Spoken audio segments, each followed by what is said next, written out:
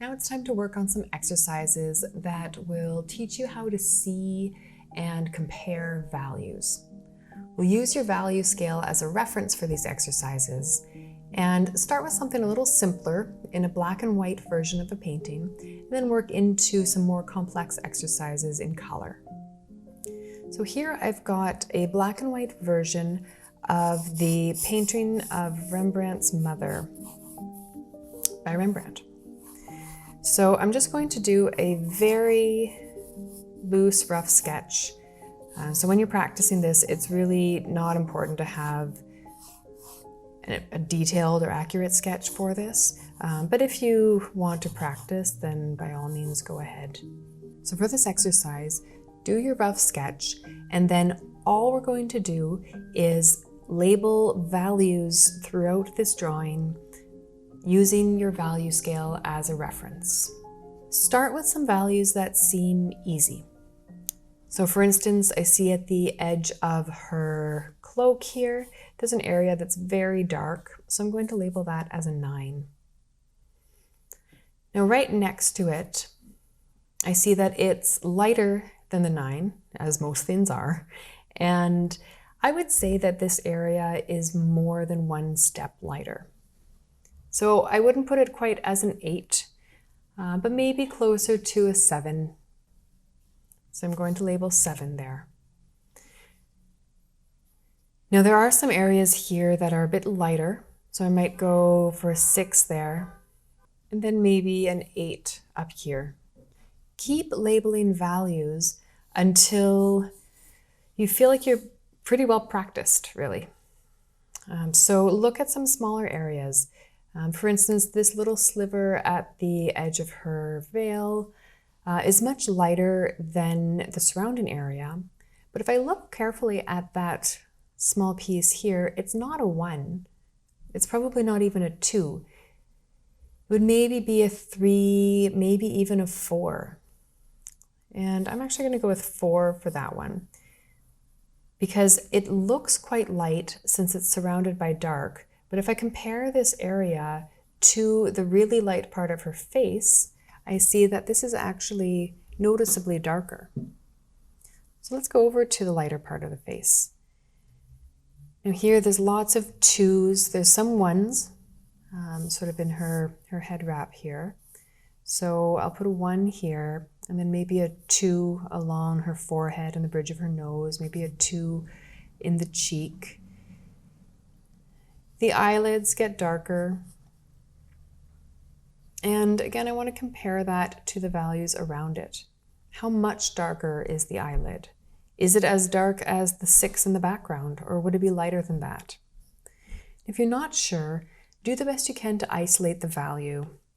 Use a value isolator or something similar to see that value of the eyelid all on its own rather than comparing it to the outside area. By using the value isolator, I can see that this is a bit lighter than I expected, and I'm going to add a 4 rather than a 5, which was what I had initially thought. Value comparisons are a useful method for identifying the values that you see.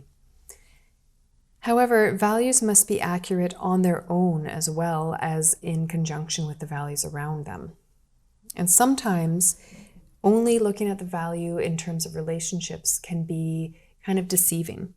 So that's where the value isolator comes in handy. If this is a 4, it should look like a 4 no matter what is surrounding the value. Sometimes if a value has a lot of light surrounding it or a lot of dark, it can make the value in question look lighter or darker than it actually is. So it can make this 4 look lighter, but it could make this 4 look darker, just because we're seeing it only as a relationship. So that's where the value isolator comes in handy. Ideally, you should be getting the same result in deciding the number on a value, whether you're comparing it to values around it or whether you're looking at it in an isolator. If you do both and you're getting the same result, it means you're probably on the right track. And really, it's hard to tell exactly what the values are here. The point of the exercise is not to make it perfect or, hold up your tone chart right against it and check everything, although you absolutely can do that if you'd like. It's really about practicing. It's about learning how to compare while seeing each value on its own.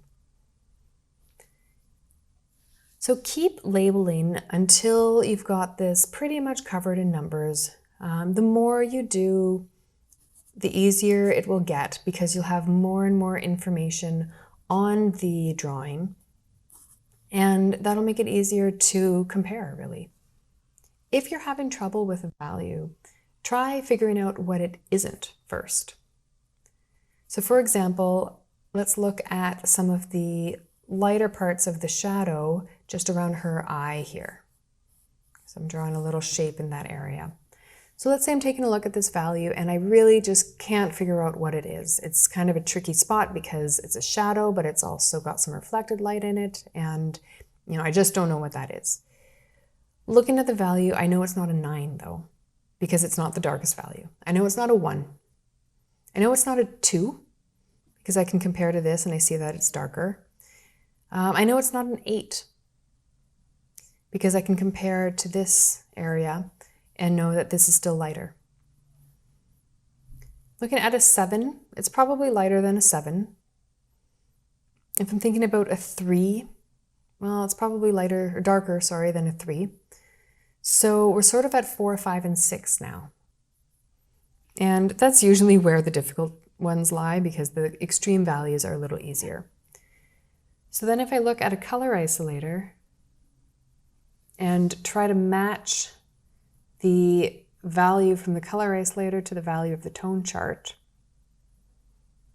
for me, I see that it's pretty close to a 5 in the lightest areas. To check the accuracy of that, I'm going to look at other 5s in my drawing, which I actually don't really have any right now. I have 6s, which are very close. So I've got some 6 here, I've got some 6 here. I would expect that this value would look a little bit lighter than the 6s in these areas. And for me, it does. So I'm fairly confident with saying that that's a 5. So when you're labeling the values, try to pick some more obscure areas like that. Do some easy parts first and, get those out of the way, warm up, put some values on your drawing. But then go into these smaller areas or the parts that are less clear. And remember to compare values to find their relationships and find how similar or different they are. Remember to look through a value isolator, either a gray card, something like this, or sometimes I just make a little window with my fingers and use that instead. And eliminate the values that it isn't, if there's a value that you're not sure how to label. Try using those 3 techniques and be fairly thorough with your labeling, almost like it's a paint by numbers kind of thing. Visit NicoleSleethatelier.com to sign up for the full course or become a member to access all content.